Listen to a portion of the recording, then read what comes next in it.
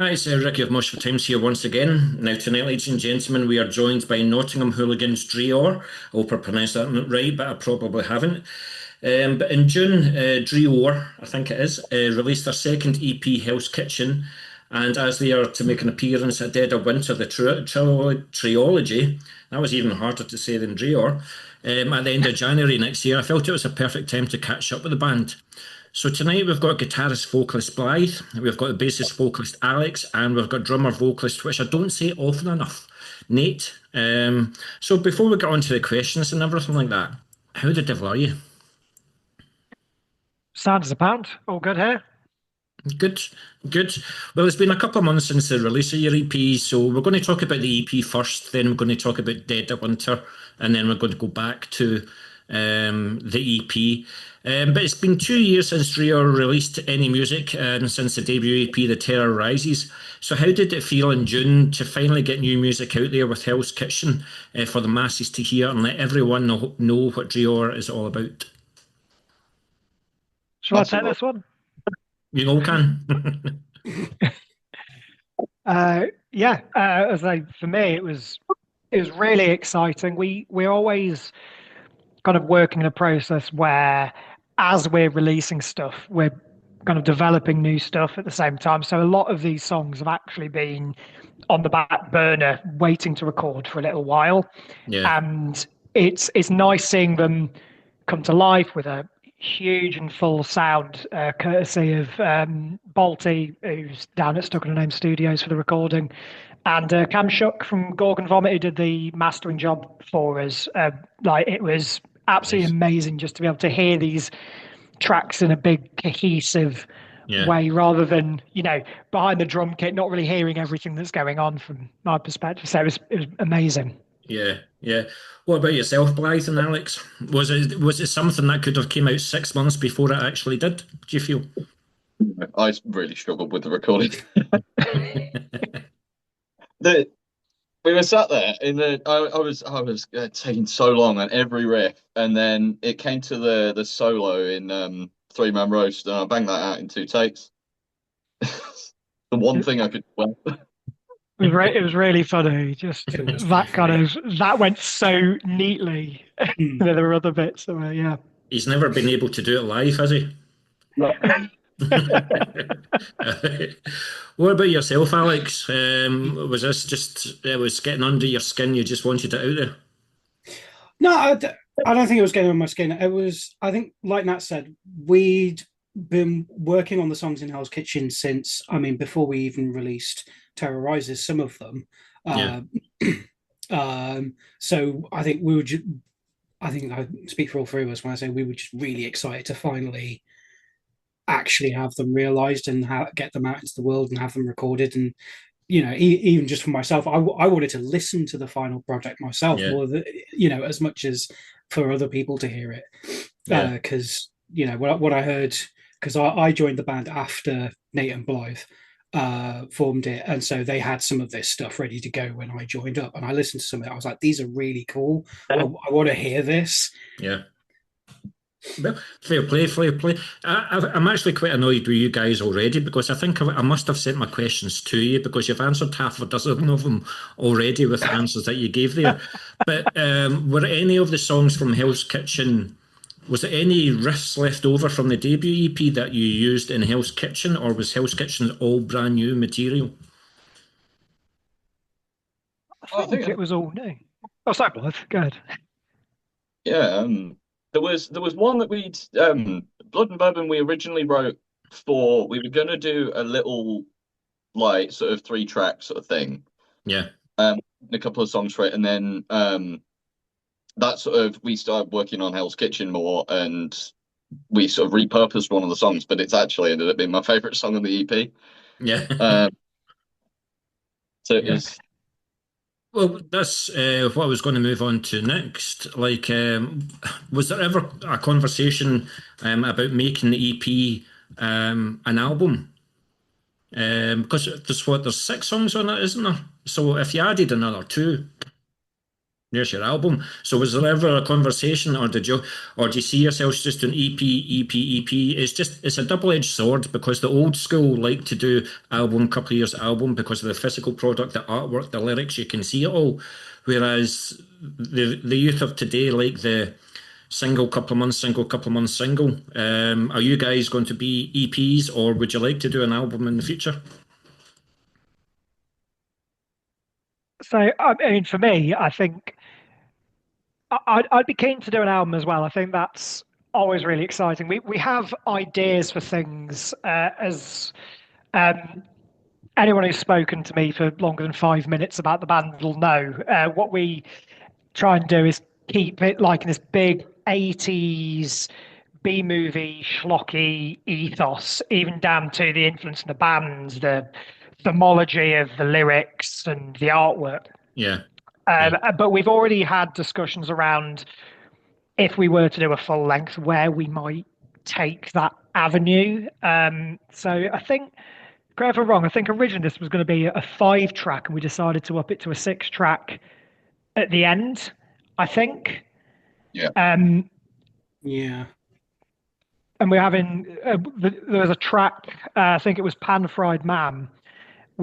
There's about 6 different versions of that track that all sound massively different, and then there was one that eventually we were all like, oh yeah, no, that's the song, Yeah. that's the one we want to produce. Yeah.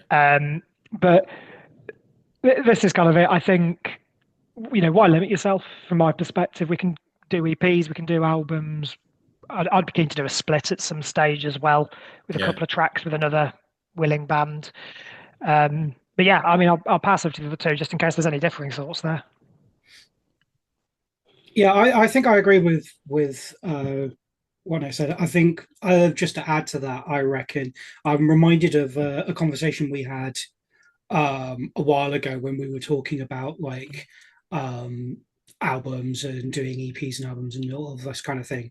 Yeah. And I remember being struck by, I think it was something you said, Nathaniel, which is that we wanted to kind of, at the moment, keep the releases kind of lean and have everything on the release be something that we think is an absolute banger.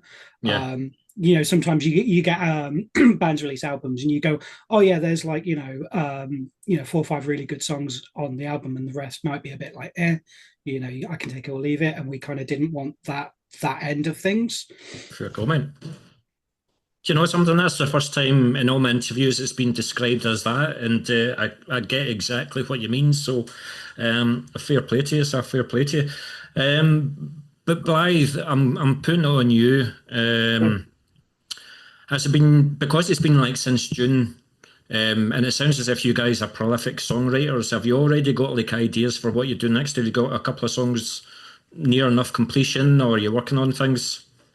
We've got something, couple of 1 or 2 things in the works. Got He's one been thing. very secretive, guys. He's been very secretive. I don't know. I don't know how much we get. It's up to you. You go for it. I mean, we've got one song we've been working on that is a bit of a different direction for us. That's not necessarily going to sort of define what our sound will continue to be, but it's something that we enjoyed writing and sort of got influences from other styles of metal that we enjoy and has sort of brought those in. Possibly a little doomier, a little bit of a sort of funeral doomy influence. Okay. So who would you say has brought that to the table then? It's a bit of also. I mean, when we very first started, it was me and Nate, and we were originally talking about being a sort of like cavernous death doomy sort of vibe. And as we sort of carried on, sort of started writing stuff, we sort of settled more into this sort of like groovy 80s caveman riff kind of thing. Yeah. But it wasn't our initial intention. That's more sort of what we settled into. But originally, yeah, we were going to be a lot doomier and sort of more atmospheric and sort of So No, do you think oh, sorry, Alex go has on, Ricky. brought something to the table then? Do you think he's changed things a wee bit? Um, I think we all bring our own very, not very different, but to some extent, we bring our own different things. We've all got our own sort of niches that we settle in, and having a few different niches sort of Yeah. come together as sort of, I think it makes us a more rounded band overall. Yeah. Yeah, I Yeah, think the three of us definitely form a Venn diagram where there's like each of us is adding something, which makes Dreor. which yeah. exactly. It's funny because if you looked at, you know, any one of our Spotifys, I don't think you'd ever conclude that this is the band we were in. I'm, you know, just for me as example, I'm really into like that really obtuse disso death. That's the stuff that really makes my heart sing. But actually, that's not the stuff I enjoy playing. The stuff I enjoy playing is full of D beats and skanks and the odd blast beat, and it's grooving all comes together in that respect. I Yeah. have much more fun doing that with these two Mm. than anything I could sit and do if I, you know, if I wanted to really do something dissident. I don't think I'd have anywhere near the creative satisfaction that I do in drill. No. Good comment, guys. Good comment, guys. But for those that are new to the band, then, how would you say the new material lies in terms of the sound of The Terror Rises? And do you think you've found the sound that you've been looking for with the second EP, or do you think it'll just keep changing and keep progressing with each release? So, a question for each of you then: what would you say is the difference in the sound from The Terror Rises to Hell's Kitchen?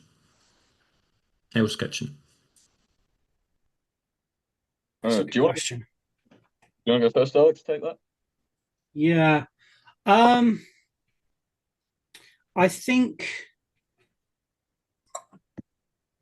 the extra sort of production value we got out of having Hell's Kitchen fully mastered made it a bit crisper, I guess. Was that? Do you think that's fair to say? I'd say so. Um, um, like we got some sort of like extra effects in there, and so the little bit of like spice that makes it kind of, you know, that gives it a bit more oomph than uh the first release. The only thing I have to say is on the first release, I don't like the alarm. It does my head in. I just have to quickly fast forward No, it.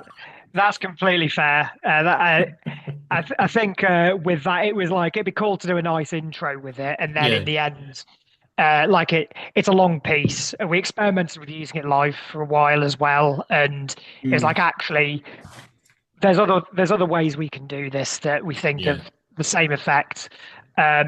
What I think I would say is, well, my perspective on how Hell's Kitchen is like the progression from the first release. So in the Terror Rises, I think it's purposefully got a lot of very simple elements to it. So a lot of what was influencing me as a drummer, which seems like sacrilege to say, was actually Godflesh, which is all on a drum machine, and having these like big, chunky, headbangable riffs through it, and that yeah, was a real thing we wanted to capture. But we like the second release was like, well, let's not that there aren't little flourishes and technical bits in the Terrorizers. It was like, let's push that envelope a bit more. So if the Terrorizers is 1987, this is 1989, and death metal's kind of worked itself out as a bit more of a solid genre. And it's still pulling things from elsewhere, but there's a little more technicality. There's like the little beginnings of a little proto slam sort of thing, yeah, but it's still capturing all that kind of ferocity you'd get from, you know, the old end of thrash as well. yeah, And I think I'm quite happy with the niche we're settled into, but I think within that kind of keeping one foot firmly placed in that 80s death metal realm, I think little bits will continue to filter in, but they'll still very much be within that wheelhouse. I don't think, you know, yeah, we're not going to suddenly produce a Melodeath album or something like that out of nowhere, or at least not at, you know, not at this time, not as I can see it. yeah. No, good. What about yourself, Blythe? What would you say is the difference between the two? I want to sort of carry on from something Nat said, where I do think it's taking the Hell's Kitchen is taking slightly later influences in death metal from Terror Rises, where the Terror Rises was very firmly placed in that sort of very sort of 1987, 1988 sort of era of death metal. This is taking bits from sort of it's got little bits of Deicide in there, it's got some Carcass in there, it's got little influences from slightly later stuff, that like early 90s kind of vibe coming into it. And it's sort of to me it feels more whole. I don't know how to describe that. It's got this sort of more, not that I didn't love the Terrorizers, because I do, but it feels like a more complete product to me, and that is something I'm really proud of with it. Is that I listen to it, I'm like, yeah, this sounds like something I would listen to, and that is that was the goal for me, has always been to make music that I would have on one of my playlists. So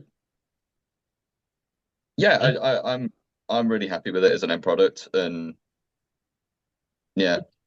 Good, as you should be, as you should be. But this is where I feel like as if I've sent you the questions before, because I was going to ask each of you how you found the recording experience in the studio. With Hell's Kitchen, was it a simple process of recording the songs, record, or was there a particular song where you just couldn't get the solo right, you just had to keep on doing it over and over again, or was there something up with the drums, or... I think each of us probably have different answers to that question. Yeah. Do you mind if I start? Is that okay with you two? Yeah, go for it. So the process for us is, so we did drums and bass day one together, and then it was guitar and vocals, and we switched between them to give Blythe a break on the second day. So it was all done effectively in 2 days, with maybe a couple of hours after that just to tweak some bits. One of the things I made the foolish mistake of doing this time was I went, well, I'm going to get all the fast stuff out of the way early, forgetting, like, which in principle is a good idea. Like Devil's Feast is super quick, and that went down, relatively straightforwardly. I was like, brilliant, couple of takes, let's keep, we'll go through it, we'll keep going. And then actually, where I was left off was with the last track I did was Pan Fried Man, which is quite mid-paced for the most part, but actually from a drumming perspective, it is absolutely relentless. So my calves are on fire, I've got sticks flying out of my hands constantly, which is very normal if you're ever in one of our practice rooms. I think it's not a drill practice if I haven't dropped 5 or 6 drumsticks during the first song. But as a result of this, that for me was a real challenge compared to the others, which is funny because in the live set I don't feel like it is, but making sure it was so precise and aggressive and full, I wanted to make sure it was perfect, and I think I achieved that in my part for sure. But yeah, that was it was a real pig by the end of it, I can tell you. Well, one, you wrote the drum part, so you've got nobody else to blame but yourself. Exactly. Whoever it is. And two, if you piss these guys off, then they're going to make sure that for the next gig you're going to be playing all the fast ones. So just, for sure. Watch what you say to them. Alex, how was the recording process for you, mate? I fortunately a lot of my parts are fairly not too hard to record. I did have a bit like Nathaniel. I think I had a couple of sticking points in Pan Fried Man, where I had to go through one of the bass riffs a few times just to get the precision down, because it needed to be it was one of those sections of music where you actually need to be like bang on, otherwise it sounds really horrible and sloppy. Yeah. Um, so yeah, I remember going through the fast part of Pan Fried Manor for quite a few times. Oh, it's been a while now. I can't remember. I know there was more than that I had trouble with. Do you know what I think we're going to have to do? We're going to have to put a wee bit of Steve DiGiorgio and Tony Choi and stuff like that and get a couple of bass solos in the songs, put them under a wee bit of pressure. Oh yeah. Well, I mean, if in the Terror Rises, the end of No Man's Land is just, it's a Yeah. minute-long bass solo, which, can I just say, he wrote the night before recording it. So he went, I'm going to do a bass solo, sat while the rest of us were recording it, and then came in and knocked this thing out of the park in like a couple of takes, which still to this day blows my mind that you went away and did that. There you go. There you go. He's probably got a six-string bass, doesn't he? But we are going to talk about your instruments later on. We are going to talk Should you know? But yeah, okay. Blythe, what about yourself, mate? How was the recording process for you? I think you kind of touched on it earlier. Yeah, so I had particular trouble with two songs. One was Blood and Bourbon, and that is that big sort of suffocation-y, slammy bit towards the end. It's all right when I play it live, but playing that quite a few times in a row really starts to before I make. Just the I don't know what it is, but about the way I'm sort of got playing the chords, just that forearm was burning, absolutely on fire by the end of it.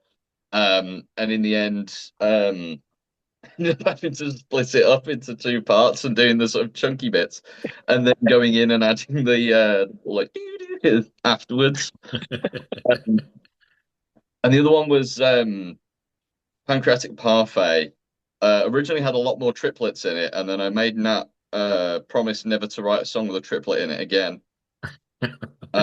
Guilt is charged. I could not keep up with, and I couldn't get them in time. I was like, I'm gonna kill you. No, good stuff. But was it anything about the way that you recorded this EP that you will continue to use? In fact, before I ask you that, when you were recording the songs and things like that, whoever was recording it for you, did they say, are you really going to go with that, or do you think you need to take it again, or did they give any wee subtle hints to say, didn't sound quite right?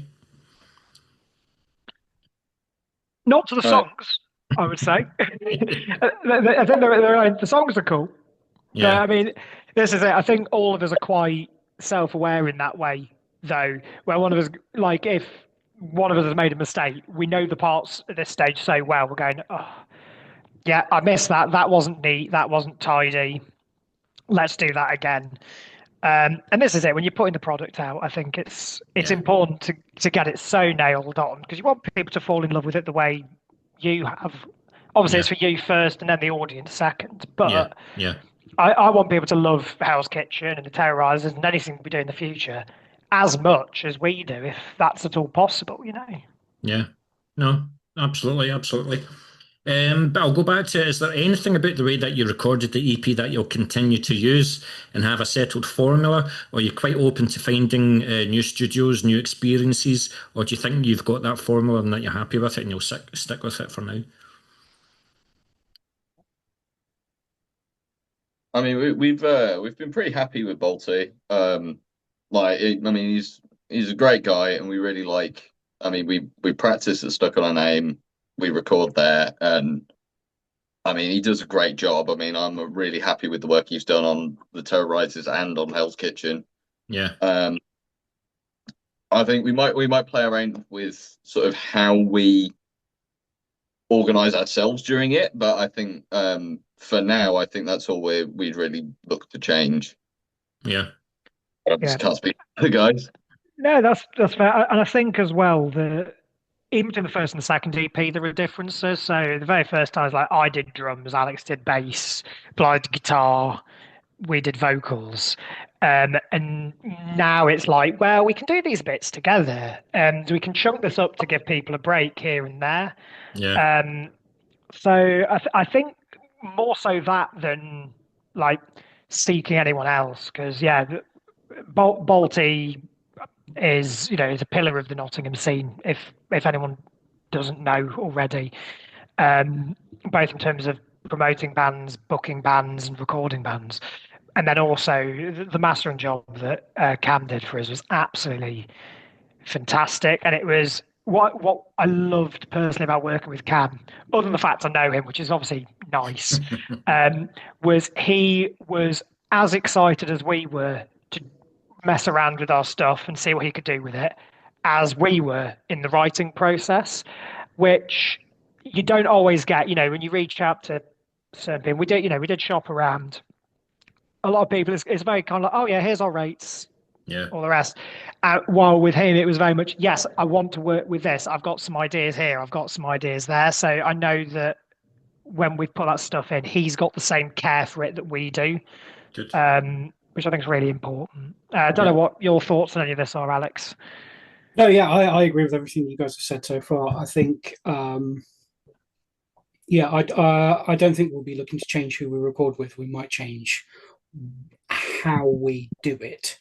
I think the last couple of times we've been a bit sort of constrained by the amount of time that we've paid for to do the recording in. So, possibly in the future it might be worth us actually just saving up a bit more money and buying more time so that we don't have issues with stuff like could those issues be done in the rehearsal before you go into the studio, or do you think it's just I don't know, it's the thought of going into the studio where, I don't know if you guys are a wee bit nervous or anything like that, but do you think if you were to record the album a couple of times in your rehearsals, these problems could be ironed out? I was thinking more of the problems of Nat's legs and Bly's arms burning at the end of the day. And I'm like, well, if we had another day to do it, we wouldn't need to push ourselves so hard to get it done in time. Yeah, and I think that's it, isn't it? It's drumming for a couple of hours or 3 hours at a band practice, or warming up for 30 minutes and then doing a half hour, 40-minute set is one thing. But when you're drumming, this is hour 7 of drums. Yeah. And you've had a big lunch in the middle of it. Yeah. It becomes a different ball game. But I think what you've said there is very fair, Alex. Yeah. Cool. But obviously, one of the main reasons for this interview is that you're going to be climbing over a certain wall, coming into Scotland, and particularly you're coming to Glasgow on the 30th and the 31st of January. So is this actually your first time north of the wall? It is. Yeah. It is. So, as a band, yeah. So basically, the question I have to ask is, how excited are you all for it, and how did it all come about? Well, I can answer the second bit for you. I'll let the other guys say the other bit. So there was a possibility that we could have played the second Dead of Winter. Okay. So I'd been in touch with Kenny, who runs it for a while. Said, hi, is there any way I can send an EPK? Loved what the first one was. Thought it was so cool. Would love to be a part of it. And he sent stuff over. He filled out the line. He said, send something across. Yeah. I'll take a look at it. And the day before the festival happened, he went, we've had a band pull out. Can you fill the gap? And unfortunately, we couldn't get it to work. It was just one of those things. We're getting the time off work to get up and all the rest. But it was really nice then, because when we knew the third one was coming round, he reached out and was very much like, yeah, you're already on it. Nothing you need to do. If there's any updated promo material, though, feel free to send it across. So in a weird way, it feels like it's been quite a long time coming from me, like organising it in the background. And yeah, I mean, this year's lineup is just exceptional. It is so cool to be part of something with like so many real classic bands, and also so many like new and exciting artists within that scene, both at our level and further up the lineup as well. I think it is just awesome. Do you know, I've been to them. I've been to every single one that Dead of Winter put on. They've got one coming up in a couple of weeks as well. But usually when you see a festival lineup, there's like, oh, I can't wait to see them. Don't really know them. No, I don't. I'm not too bothered with them. Not one single band. Um, there's been loads of bands that I haven't heard of, but when they walk off the stage, everybody's applauding, and that includes myself. It's a brilliant way of finding new and underground bands that you haven't have heard of before, and this will pack out. This will sell out. It's going to be a 300 capacity venue. Weather permitting. I know that we were affected by the weather last year, but you're going to have an absolute blast. So my advice to you is to bring plenty of merch. All right. So even if you Duly are noted. on early or whatever like that, doesn't matter. Bring your merch. So Yeah, that's always good to hear. I think Kenny, from what I've seen, just puts so much care and attentiveness into it. Like it really is an honor to be a part of something so special, you know. yeah, yeah. So is this Blythe and Alex? Have you ever been up to Glasgow or Scotland even just to visit or anything like that, or is this going to be your first time? It's my first time. I've never been. I'm looking forward to it though. It's Yeah, a bit of an adventure. Be great. yeah. Yeah, Cool. I haven't been north of the wall since I was young, because I did actually used to live up outside Newcastle, so I was fairly close to the border for a few years. Yeah, So like I did the whole like we did a school trip out to the wall and everything, and all that kind of stuff, and I did cross over the border a couple of times, but it's been years, so I'm quite excited to go. good. Um, Good. I've not seen Glasgow before, so I'm quite excited to come and see Glasgow. If you wanted to see much prettier buildings, I would say Edinburgh, but Glasgow, just you're going to have a brilliant time. You're going to have a brilliant time. All I would say is like make sure your vehicles are ULEZ compliant because Glasgow is absolutely horrendous. It's £60 up here. It'll be £30 if you pay it in a fortnight. So you will be given directions by Kenny and well, the two Kennys. They'll give you directions how to get to Ivory Blacks. Don't miss the turn off because if you do, you'll be into a bus lane and that's you. Ching ching, your picture's taken, So take care of the directions and hopefully your car's ULEZ compliant and everything will be fine. Everything will be fine. All right. That's great, guys. Thanks for coming back. But since the release of Hell's Kitchen, following on from the gig that we're going to play in next January, what else do you have in the pipeline for the remainder of the year and maybe the beginning of 2026? What is it? What are you allowed to tell us? Oh, shall I take this? Or This I've got Master of the schedule. yeah. So for the rest of the year, we have 4 shows. So we are performing at an event called Hockley Hustle in Nottingham, which is like a big independent arts thing. There's something like 2,000 artists play it every year, and there's a dedicated set of promoters who do punk and metal. We're main support on one of the stages for that. We're then playing Death Over Digbeth 2, Good. which has got Fetal Juice and a Yeah. bunch of other great acts throughout it. Really exciting lineup that. Couple of weeks after that, we're in Manchester with another band from Nottingham called Liquefied, Yes. who are brand new, real quality stuff as well. Is that Swain? Is that Jack Swain? That is Jack Swain. Yeah. Yes, we put him in the playlist that we've sent you because just sick band, absolutely awesome. And the headline of that's a band called Pirewitch as well. They're really cool. And Cool. then we have one more show as part of Foxton Presents in Nottingham, which is part of kind of like a sludge and punk thing, and we're the obligatory death metal act. And then other than that, we're on Grind Before Death Fest in Bolton. Is that with the Golems of Gore? Outman? Yeah, that's the Yeah. one. So we're with that's being headlined by Golems of Gore. You got Vast Slug, Nagasaki Birthday, Oh, that's Defect on that. Yeah. There's a couple of us coming down for that. Kenny's coming down for that. Quality. David from Gouger and Abysmal Decay's coming down for it.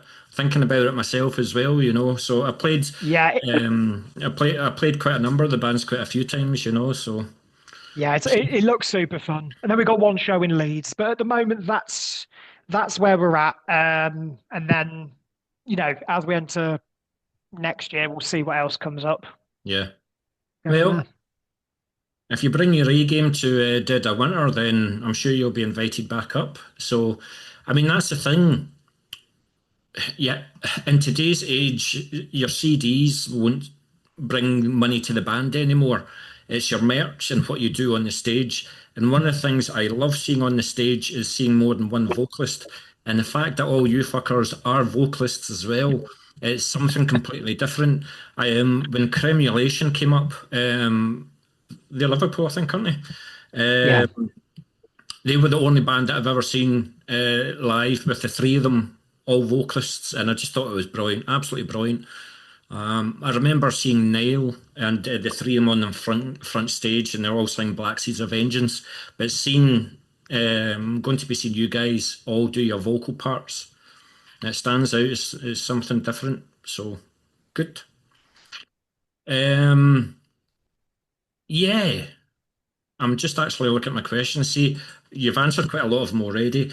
But since the release of the EPs, has there been any kind of like label sniffing around? Or are you guys quite happy to be independent because then you can write when you want, no pressure, and just do it the way that you guys want it? Or would you be happy with a label to come on your backs and do the marketing for you, for example, or physical releases and things like that? Has there been any kind of label sniffing around? Not to my knowledge. Yeah, I don't know if anybody's approached either of you. Yeah, I've asked a few questions because I think that is the biggest obstacle to doing physical releases. Yeah. Is not having that. Like, not that I think we'd do this, but like, would I love to sell Hell's Kitchen and Terrorizers on a double feature vinyl remastered? Absolutely.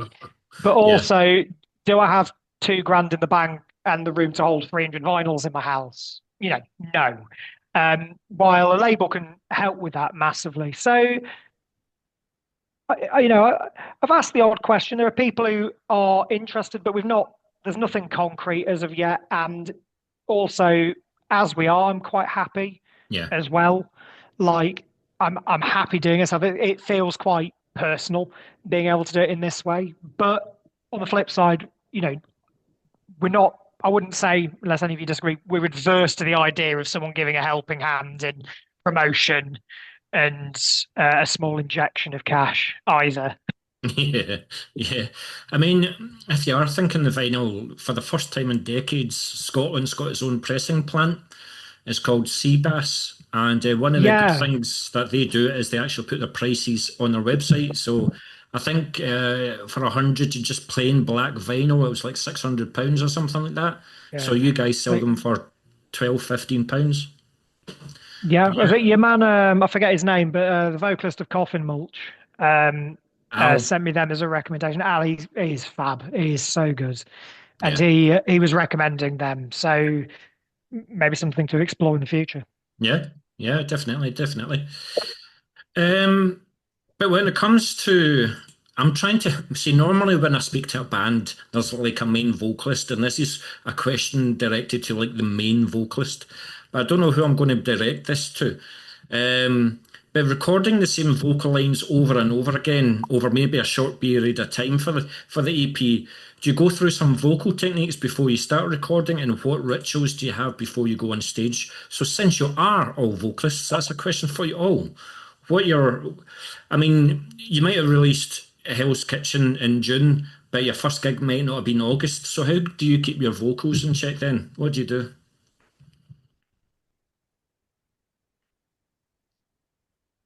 Who wants to go first? Good silence. Yeah, I'll take it. I mean, when I try not to drink before going on stage, as in any of the hard stuff. I mean, that's partially down to the drumming as well. No one wants to see like 4 beers deep me, trying to do skank blasts at 180 beats per minute. But on the day of recording, it's black coffee, um, nothing cold, nothing fizzy, no fruit juice. If I'm doing vocals that day. But I mean, other than that, it's you know maybe a little bit of humming, a little bit of singing, Yeah. trying a few different things. And I don't think lots of vocalists necessarily admit this at the toppest level, but there's different levels to where you are. There's your best day and there's your fine day. And within that, there's like a kind of thing. So I'm always quite careful when it comes to doing vocals around just trying to keep in the best health I can for a couple of days before. So like, I might work from home for a couple of days just to make sure I'm not around anyone who could give me the lurgy Yeah. before I do. But I mean, I'm sure there's a proper way it should be done, but for me, I've not really got an exact science. It's Well, your make way definitely horrible isn't the noises. proper way, but I accept your answer. I accept your answer. What about yourself, Alex? What do you do with? How do you keep your vocals in check? What's your ritual before you go on stage? So because Nathaniel's been doing vocals a lot longer than I have, I've only recently started doing vocals properly, especially like metal vocals. I've taken a lot of my cues from him because he's obviously a lot more experienced at it than I am. Having said that, I have been known to have just one drink before going on stage, just to settle everything down. And like Nat says, I might do a bit of humming, a little bit of singing, on the car ride over. And yeah, I mostly follow his advice for recording as well as stuff like avoiding fizzy drinks and stuff that'll shock the vocal cords. No, quite right, quite right. What about yourself, Blythe? What do you do? I'm the polar opposite to those two. You'll see me if you ever like. You get early to a gig. You see me walking around. I'll be walking around going. But and I have a can of Monster Energy drink before I go on stage. It gives that good the like sticky phlegm gives a good gurgle. It's quite funny. Like, I remember I interviewed Jason Evans, formerly of Ingested, when they played Glasgow, and I was backstage and stuff. And he opened his suitcase, and it was like packets upon packets of Vocal Zone tea. It was like passion fruit and jojoba tea and stuff like that. But he swore by it. But then you can speak to Carl Willits, and he'll be like, "Give me 10 fags and 6 beers, and I'll record an album for you." So it's just whatever works for you guys, but Sure. it definitely works, and I would completely urge you to keep the 3 vocals. So, Alex, I'm afraid you might have just started. I don't know whether you were an opera singer beforehand, before you met Nate or anything like that. Absolutely not. Yeah. But when it comes to the lyrics, who's the main lyricist, or do you all contribute to the lyrics? It's a bit of a weird split because I've found what usually happens is I will write like a verse and then I'll pitch it and then everyone sort of expands on it. I like to call myself a bit of an ideas guy.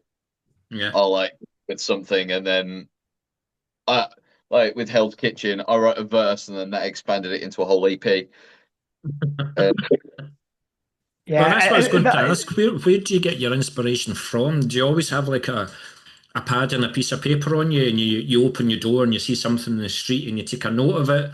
Or do you watch a lot of films, a lot of documentaries? Do you read a lot of books? Where do you get your inspiration from? Well, I mean, I wouldn't want to live on any street where we see anything from either of our 2 releases, to be fair. Yeah. I mean, for me, I like to try and keep a bit of themology. So I think the Terrorizer is perhaps the best example I can give of that. So with the Terrorizers, what I wanted to try and do with the lyrics that we had, or like the theming of the lyrics, was kind of combine, Fulci, Zombie, and Night of the Living Dead, and all this with Threads, the movie about nuclear war and all the rest, and kind of see, well, what if this thing caused this thing? That'd be a fun idea for a a horror movie. It seems like something very topical you'd see at that time. But I That could be mean, your first Dreor video then. quite possibly, quite possibly. We've been talking about ideas we have for stuff around that. Yeah. In Oh, fairness, yes. but we'll keep that a surprise for when we release stuff. But similarly, Blythe for Hell's Kitchen, it literally all started in presenting like a verse from Legume Lobotomy and a verse from Pan Fried Man, and he went, "I've come up with these really gross lyrics. What do you think?" It's like, let's do a food themed EP. Let's go. Let's see what meals can you make from a human being, and then everyone's pitched in.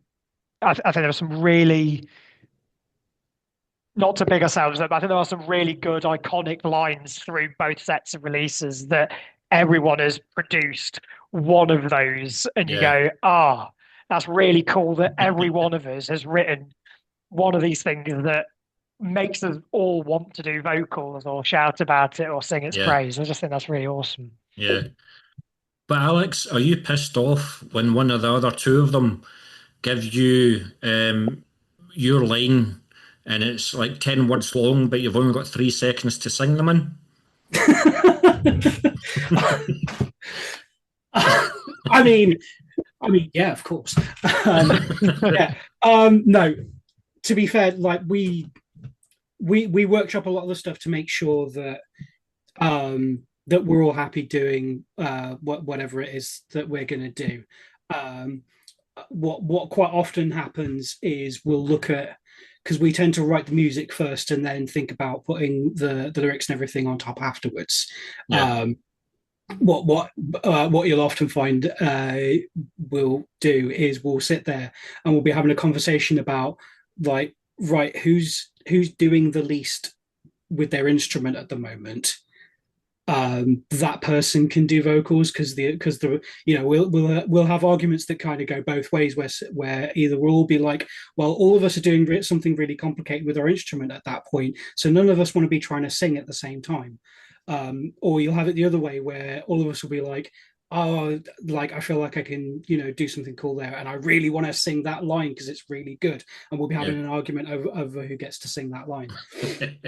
Yeah, we had that with a Living Cadaver, didn't we? So Living Cadaver's got a lot of sections in it which are quite easy for all of us, and there's loads of different versions of where originally we were all going to do our vocals, and then the last bit where it goes into a D beat. The lyrics are on beat, but the drums are off beat, and the guitars are off beat, and the bass is off beat. And it took a little time for us to get our head around it. And I was like, but it's okay, I'm not going to do it. Blythe will handle that. And then Blythe went, this is really hard. And I went, well, I'll give it a go. And then I'm like, oh God, this is really hard. Eventually it settled with me, but it kind of like rotated round us for a little while, trying to work out who could learn it first, Yeah, yeah. But Blythe, if you write lyrics and you're giving it to Nate and Alex to sing, is it sometimes difficult for you how you portray how you want them to sing them? Or, if you give a line to the boys, they'll just nail it? Or do you want it, is it difficult to portray how you want to sing them? I mean, I have a tendency to be a little bit of a perfectionist. The boys nod in agreement there, yes. It's taken a bit of effort from me to sort of go, is their band as much as it is mine? But I think, your suggestions are always good though. You'll go, why don't you do it like this? And then when that happens, you go, oh yeah, that does work. That's really good. So I think it's worthwhile. Yeah, why did I think of that? Yeah. That's the joy of it, isn't it, though? Yeah, it's. I take it you guys don't have arguments. It's just friendly discussions, isn't it? Sure. It definitely does feel like friendly discussions. I think there's only ever been one sort of almost argument, and Alex walked out the room, and that was from me not misunderstanding something he was saying. Yeah. But that's it though. At the end of the day, it's a couple of minutes, and you go back in, and then it all just molds back in together. I think that's the thing. When you care so much about something and you want it to be perfect, there's so many different ways to mold it to that point. And then when it gets to that point, all that effort is worth it. And I hope that comes across in, what we've put out for our audience at the end of the day. 100%, 100%. But that leads to like how the song's constructed within the band. Are the main songwriters within the band, or do you feel that everybody has a part to play in making the EP a more collaborative effort and elevating it above everything that you've done previously? I personally think that I think Nate does a good chunk of the songwriting. Yeah, I agree with that. Sort of what I would say usually happens is there's an idea put forward by any one of us. Nate expands it into a full song, and then me and Alex pick at it and go, "Oh, I think that should be different." Yeah, I think that is a fair description, because I think everyone comes forward with ideas, but then also what I do. So while I'm working, I've got my guitar next to me at all times. I've got a set of drumsticks, and I sit, and then in the evenings I'll sit quite meticulously and work out how to put something into Guitar Pro and design a guitar and bass. And I go, here's an idea, please tear it apart. Yeah. And once it's a song we're all happy with, it's there. So there are, like I was saying earlier with Pan Fried Man, there are various different iterations of that song which have had different root ideas, and then eventually something settles. But as a result, I think there's a lot on the cutting floor that I think is cool stuff, but it may never see the light of day. But equivalently, not everything's meant to. It's about producing the best song for what we want to present. Yeah. So I think it's not giving yourself enough credit, because 90% of the time you come up with something and me and Alex go, "That's gold." Which I do appreciate, but then also to flip that back round, any change they make really does elevate it as well. Like there's so many little moments throughout each of the releases that would not be possible without someone going, "But we could do this." And it just brings it up that little bit more, which I would have never thought to have come up with. And it's, I think as much as what has been said there is true, I think it really is a collaborative effort to produce the end product. Yeah. Alex, thanks. Alex, I've got a two-part question for you. Oh, yeah. Yep. Who's the moody one in the band? And the reason I'm asking you that is because I know that you're not the moody one in the band, from what I've been hearing there.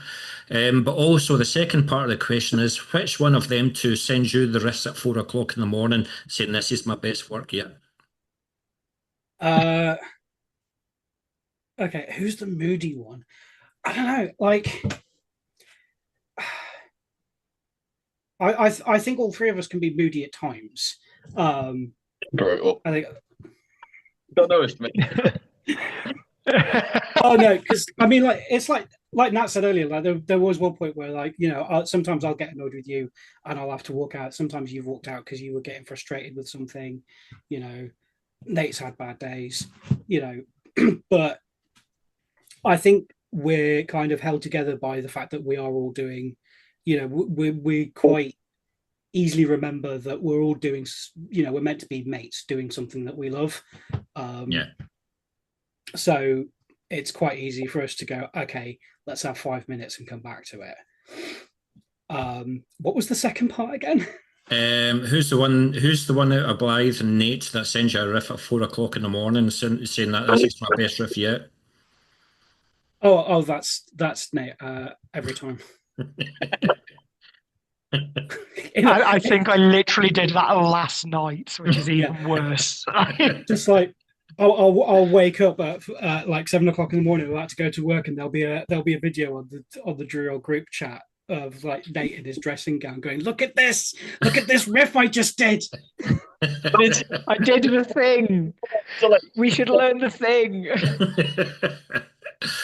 But Nate, how do you feel when the guys come back to you and say, "No, it's not going to fit, mate. It's not working"? I think that's a really good question. It's something I think it's a skill you've got to learn, to not put your ego into something. Like obviously still care about it, but a slight against something you've done isn't a slight against you. And I think that's always an important differentiation there. So there have been times where I've gone, I think this idea is cool, and no one's felt it. And, there's times I go, oh, that's a shame. I would have loved to have done that thing. But actually, it's not about me. And it's not about that particular thing. It's about producing this really cool music together that we all like. And as a result of that, actually, when I then look at that from a distance later, I'm much happier with the product than I would have been if I'd have just gone forward and said, no, this is how it sounds, this is how it works, and we should do it because I know, I'm confident with what I've written. And I found while that was more true at the beginning that I'd perhaps have to sense check myself with that. I've got every faith in both of them to produce something really cool and go, like, I want someone to tell me if something's bad at the end of the day, Yeah. or if something could be elevated, or if we could try it another way. So now, like, when things happen now, and I will work on a new song, there's things I've presented, I've gone, let's revisit that and do something a bit different with it. It's okay, let's take it away, or let's work on it together and see what we can come up with. And that's far more important to me. But that's, I'd say how it is. So honestly, 100%. it doesn't really bother me at this stage. It's important, if anything. 100%, 100%. But I have to talk about the artwork for Hell's Kitchen at the moment. I was just wondering if you've got something against Gordon Ramsay, a fellow patriot of us up here in Scotland who doesn't actually fucking live here in Scotland, right enough.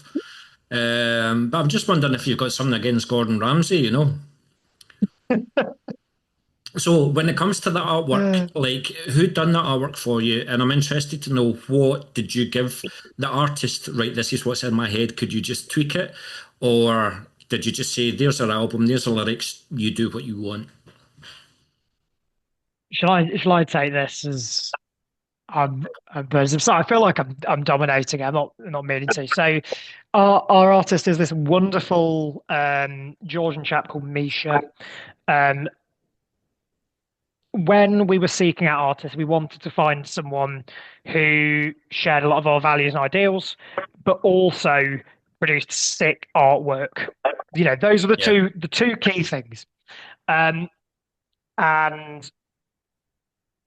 what does happen is we'll have a discussion about the artwork, and then I'll do a really terrible drawing of it, and then I'll go, this is what we want. Can you make that look not like a toddler's done it, please? Because I'm not a good artist whatsoever. We're all Warhammer players. I'm the person who will not paint their army, while these two are fantastic at it because they can do that. So specifically with Hell's Kitchen, there is a drawing I did alongside a video of me. I literally put my phone in the back of the fridge, close the fridge. Well, it says to record, close the fridge, then reopened the fridge and leaned in. And then I did a very rough sketch of this and said something like this. And also like some kind of bottle with our logo on it, some human body parts, maybe some pickled eyes in a jar. We want it to be from the perspective of a head, like a severed head on a dinner plate. And then everything else is Misha. And it comes back and you just go, how did you turn this thing into what you've just done? I love that artwork so much. I think I speak for everyone with that. I just think his style's really cool. He's also done our most recent shirt design as well, which is like if a human skull was a ramekin of baked beans. Yeah. I think you need to watch Ghost in your life, or something. You need love and romance in your life, or something like that. No, it's death metal, isn't it? So you're not going to get exactly. It's all blood and gore, isn't it? It's all fun for sure at the end of the day. But was there any, like, did he come back to you with a couple of drawings where they like back and forth, or once you sent the first drawing, you went, that's what we want? So for Terror Rises, there was a little bit of back and forth. But the moment he kind of got the style and the brief, anytime we've sent him anything else, he's just been, yeah, here it is, done. Yeah. And like, real credit to him. We've also used a guy called Pig Art Brutality, who did our logo. and there's a bit of artwork for Pan Fried Man, which we might do as some merch later down the line, which also has some back and forth. But I think every artist we've worked with, there's very little of us having to go, no, like this, like this. It's they get the brief, they Yeah. deliver the brief, they often exceed the brief Yeah. beyond anything I could conceive anyway. And then there it is in front of you, and you go, well, I'm really glad to be able to put that on what we're producing, you know. That's great. That's great. Listen, I've only got a couple more questions for you guys. I really do appreciate the time that you spent with me. I'm really looking forward to seeing you at Dead of Winter. And I'm sure once you've played Dead of Winter, it probably won't be so long before you'll be back again. So who knows? Who knows? But just a wee bit of fun before I ask about your instruments, because that will probably lead to another 40-minute discussion. You're playing a gig. You're playing Dead of Winter. Then it's a question for all of you. You're playing Dead of Winter, so you've got about 7 or 8 songs. What's the one song off the set list that you personally are looking forward to playing the most, and why? So it might be 5th on the set list, but it might be your personal favourite. It might be your one that you're looking forward to play the most, and why. And I think Blythe is ready. So, I'm going to ask Blythe first. Looking pensively. For me, I think it's got to be Blood and Bourbon. I love that song so much. It's got so much groove to it, and I always feel it. It's either that or Buried, because Buried I get to do my modified live version where I got the high vocals in it now, and both of those songs, they've got so much groove, and like that's very much my sort of taste in death metal, is very like groovy, chunky caveman riffs. 100%. It's So do you think, because that's your personal favourite, when it comes to the next release, you're going to take more of that into the next release? I think the groove element that you're talking about, for example. I'm a big fan of the groove element. I don't think it's necessarily what I want to. I think that's something that's been quite consistent in our music. I think our stuff has been quite groovy. It's got a lot of influence from sort of Obituary and Bolt Thrower and that kind of like groovy, old school sort of vibe. Yeah. I'm quite excited to take other directions and take other influences. Not necessarily that we'll stray from what we've already done too much. Yeah. But I'm excited to do something new and looking forward to it. I'm sorry, I've just drunk quite a good third of my beer and I'm burping quite a bit. It's all right. It's all right. I'm keeping it in. It's not getting edited out. So. No. Yeah, I'm excited to sort of try sort of bringing newer influences into our music, although I think it will very definitely still sound like us. Yeah. Well, it will have different sort of things brought in that will give it a different edge to it. I'm really, really excited to show that. But there's always still going to be that like groovy sort of like early Bolt Thrower sort of vibe to it. I mean, I say Bolt Thrower, it's because I'm such a Bolt Thrower nerd. Do you know the band Suffering Rights up here? I don't. They're quality. They're really good. Suffering Rights is Kenny Quando from Brainbath's band, Suffering Rights. So if you like your Bolt Thrower, that's their sole purpose, just to Bolt Thrower rip-offs. So you have to do Suffering Rights. But because Blythe has talked for so long, it's give you guys plenty of time to think of a song that's on your set list. So Alex, what's your personal favourite, mate, and why? I have to say Lagoon Lobotomy.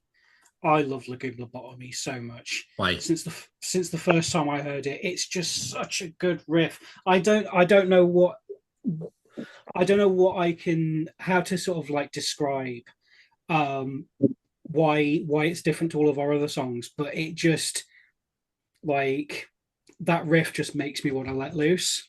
Yeah. And it's just so fun to play. I have so much fun playing that song. Well, I hope you play it live at Dead of Winter because I want to see you get loose. Because Ivory Blacks is a good stage, you know. So, do you know what? Even I don't know. At some point during the song, you can just leave your bass on stage and just stage dive into the crowd. Just do it. It's time, Alex. I believe in you. Don't want playing. Get a wireless kit. It's time. Yeah, I was going That's to it. say, Cat, a suggestion. I get a wireless kit and stage dive into the crowd with the guitar. Just do backing tapes like Motley Crue do. It's fine. Nate, we have a few minutes left in this section. So, what's your favourite song and why? So, what I would say, Ricky, I can't believe you're asking me to pick between all of my children in relation to this, but the answer is Pan Fried Man, and that is hands down the answer. I love all the songs that we've done, but I distinctly remember when we got the very first demos back from Pan Fried Man, when it first kicks in to the section with a double kick, the big deicide riff in there. You've got Blythe's vocal on it, just being like actually awestruck at it and being like, Yeah. oh my God, I'm with people and we've produced something that sounds like this. That is so cool. And it's at the moment we're using it as a closer in the set. We've got a good run of songs into it as well. So at the moment it's currently running Primitive Beatings into Buried into Pan Fried Man. And it's such a I feel like it's such a perfect crescendo to the set. It's so aggressive and bludgeoning. There's just something I really love about that. But as equivalently, Lagoon Lobotomy is great fun. Absolutely love Blood and Bourbon. It's maybe the most fun song to play, but the song Yeah. that excites me the most to play is Pan Fried Man. That's excellent. Thank you very much. Listen, I've had a great time talking to you guys. I only have one question left. And I'm just as well taking another 40-minute section to discuss this because it's about the instruments that you use to record the Hell's Kitchen. So just Blythe, what make and model, what was your guitar setup, what were your amps, what were your pedals? Something tells me you're the geek of the band. You're the guy with like 20 pedals on your board. Would it be right? No, I have three things annoyed me. I've got so my guitar is a Schecter Roman Elite, and I picked it because it had humbuckers and a pretty finish. Was it a six string? Six string. It's my first Floyd Rose. I've never had a guitar with a Floyd Rose before. Have you got it there? Sorry? Have you got it there? Not with me right this second. Just wondered. But I mean, before that, I had a Gibson Les Paul Junior. So I used to play a lot of punk in my youth. Yeah. Before that, I had an Epiphone SG. That pattern's gone down rather well, isn't it? It keeps coming back up to you.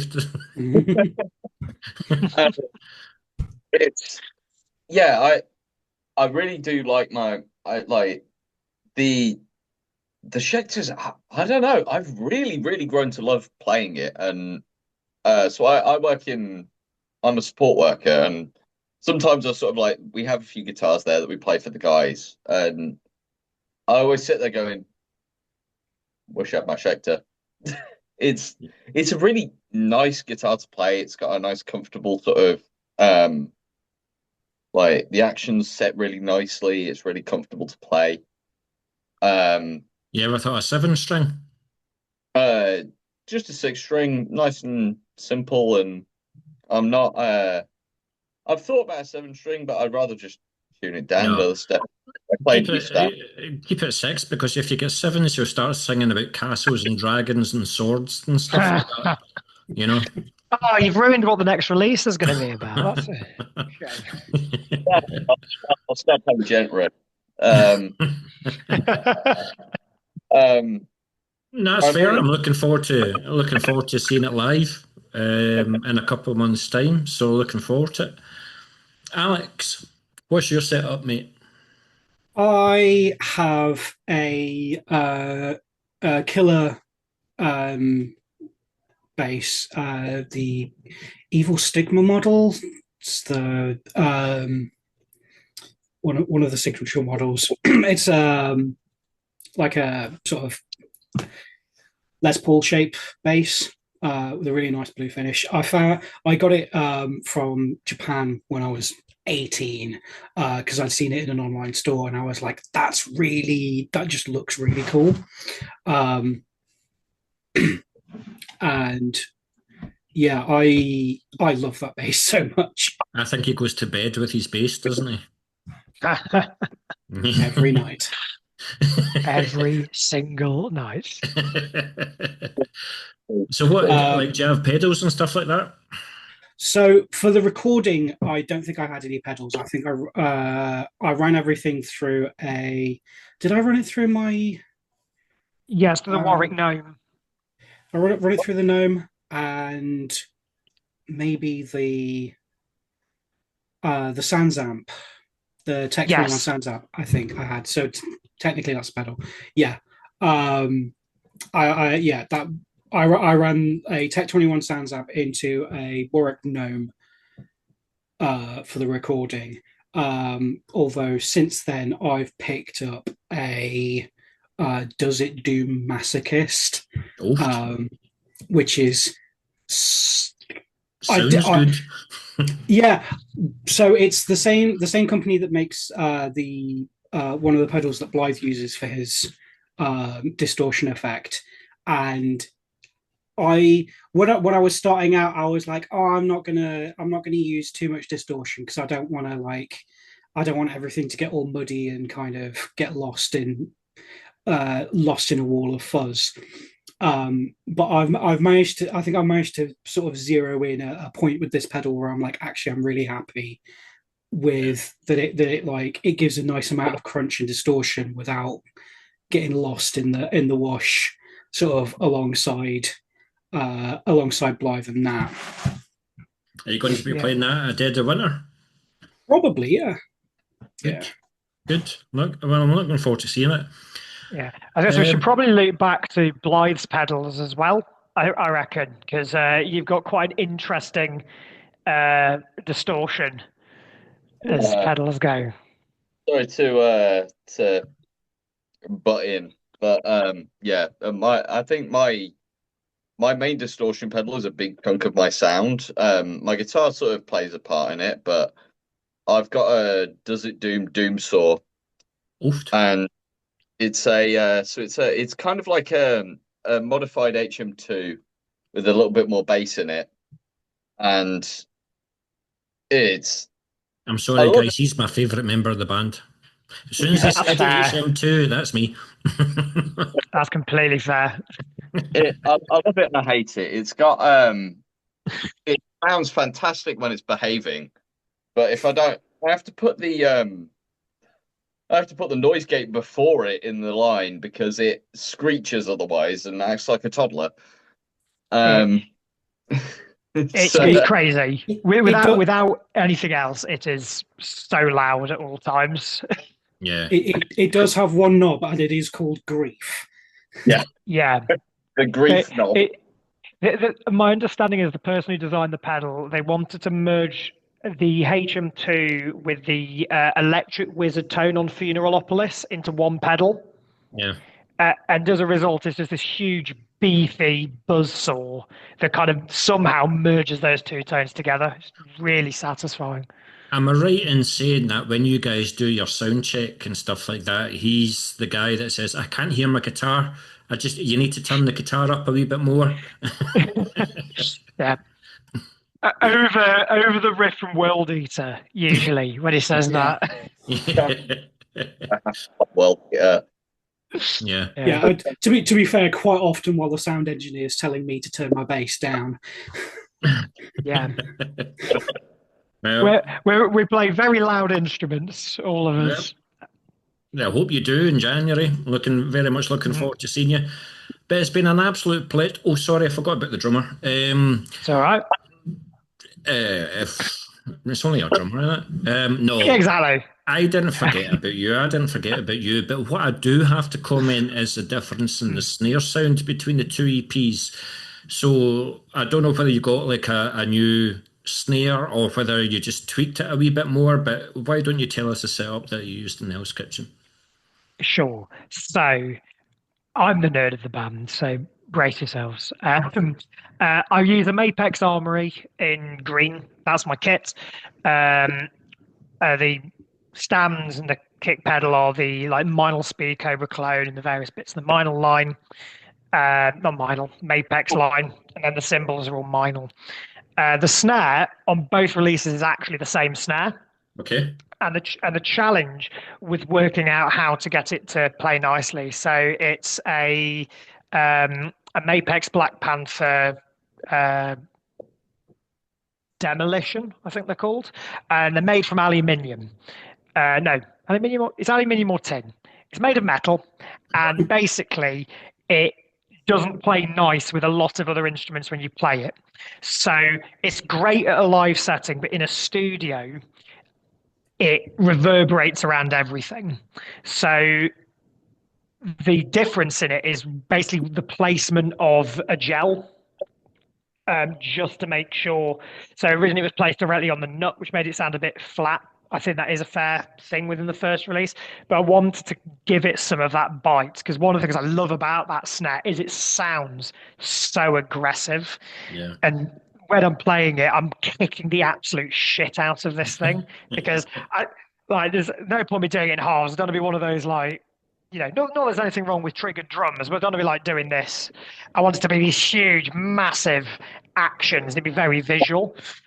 But doing that in a recording studio with a snare that reverberates when you so much as whisper near it can be a bit of a challenge. Yeah. And then I've got because I think it's important to say, I have a Shure Britney mic. So when I'm playing, I have it's a mic that just males female in, and then comes around like the headset I'm wearing. But the reason Did you see it on that Britney Spears and you went, I want one of them? Pretty much, yeah. But when we did our first ever show, I tried it with a mic stand here. And then I realized a lot of the stuff I'm playing, suddenly I'm doing fills and I can no longer see what I'm doing. Yeah. So it was kind of, brought out of necessity, but also I think it's quite fun because it means I get to make eye contact and point at people when I'm drumming. If there's ever a photographer, I'm a big fan of like finding the photographer and pointing for a photo when I don't need to use one of my hands and things like that. So it all comes together into a lovely kind of cohesive nonsense from there. He's a big poser, isn't he? I've got to get my photo taken. But well, it doesn't happen often. But listen, guys, I'm extremely looking forward to seeing you guys, especially because all of you are vocals.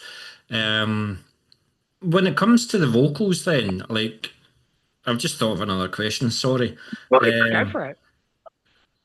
Are you guys? Did you do your research when recording the album? Like, what microphone gives you the best sound, or you guys give me an SM58 and I'll fucking sing into it? Probably category 2, I'd say. I'm not tech savvy enough myself with any of it. I go, just give me something that's going to make us sound good. Do you remember what you used at Hell's Kitchen for Hell's Kitchen? No. I'm not 100% sure. Honestly, we'd have to ask Balti. Yeah, yeah. No, I just wondered. But death metal, keep it simple. And you guys are onto something. But like I say, I'm extremely looking forward to seeing you guys. I will get you on my radio show in the next couple of weeks. It would have been Thursday, but Nate's on holiday, so it better be somewhere nice. But it's been an absolute pleasure talking to you guys, and I wish you all the success. And release something. I'll give you till summer of next year. Otherwise, I'll be knocking your door.